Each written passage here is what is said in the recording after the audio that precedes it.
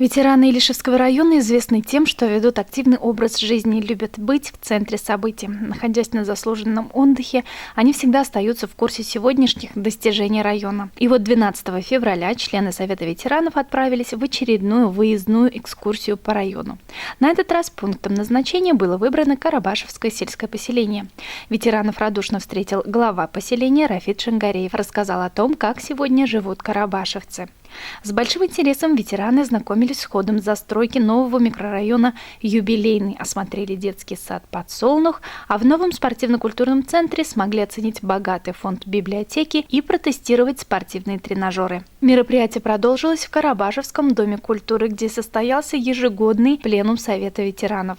Здесь собрались председатели первичных ветеранских организаций, старосты деревень и руководители социальных служб района. С основным докладом о проделанной работе за 2019 год и о задачах, стоящих перед общественной организацией, выступил председатель районного совета ветеранов Анатолий Романов. В соответствии с указом президента Российской Федерации от 7 мая 2008 года об обеспечении жильем ветеранов Великой Отечественной войны 41-45 годов, участникам Великой Отечественной войны. Их домом выделено в районе 337 сертификатов на пожилое жилье. Практически этот вопрос в районе закрыт. Все ветераны вдовы получили квартиры. К жизни и быту участников войны, вне всякого сомнения, усилено сегодня внимание со стороны районной администрации, всех ветеранских организаций, да и в целом общества. Для людей пожилого возраста, инвалидов, наиболее востребованной остается услуги социального обслуживания на дому. В целях реализации данной программы в районе активно работает «Оно добро». Вы это все знаете. У нас были проблемы в отдельных сельских советах, у нас остаются сегодня проблемы только у Ремесленского сельского совета. Думаю, они тоже вопрос решили.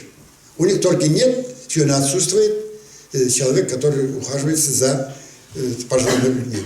Вот за истекшие 5 лет районным советом было проведено 31 заседание президиума, 1 круглый стол, 5 пленумов, семинар совещания в сельском поселении Шкарова, Андреевка. Культурные мероприятия мы с вами организовали. 2 раза, значит, по району мы с вами делали экскурсии, посмотрели, вот как сегодня. Посмотрели Куйбышева, посмотрели Еркеева, посмотрели потом Ябалакова, ездили, посмотрели.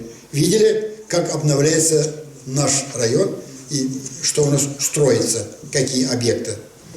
Потом мы с вами ездили 6 раз в Уфу, более 200 человек ездили. Сегодня в районе проживает 20 участников Великой Отечественной войны, 2 блокадницы и 476 тружеников тыла. Мы все вот слышали, знаем, что в честь 75-летия участники Великой Отечественной войны и вдовам будет оказано единовременно денежное вознаграждение 75 тысяч, а труженикам тыла 50 тысяч. В рамках подготовки 75-летия у нас имеется очень много работ. Нам надо закончить те обелиски, которые у нас в отдельных сельских советах, пока мы планировали на этот год. Это, допустим, Карабашев тоже, вот, Иштиряк, Новокуктово, Манчарова, Телекиева, Буралы. Вот эти, то, что наметили, мы это должны завершить. О деятельности районного общества инвалидов в ходе пленума выступил председатель организации Фавис Гарифуллин.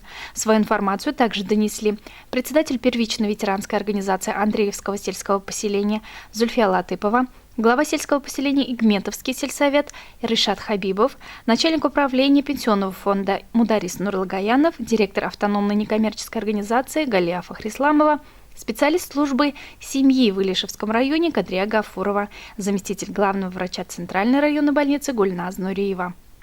В работе пленума принимал также участие и глава администрации муниципального района Ильдар Мустафин. Он подробно остановился на каждой сфере жизнедеятельности района, отчитался о проделанной за прошедший год работе. Итогом пленума Совета ветеранов стало принятие общего решения, в котором наметились основные планы и обязанности старшего поколения на пути дальнейшего развития района. В работе над поддержкой нуждающихся, воспитанием подрастающего поколения, проявлением активной гражданской позиции.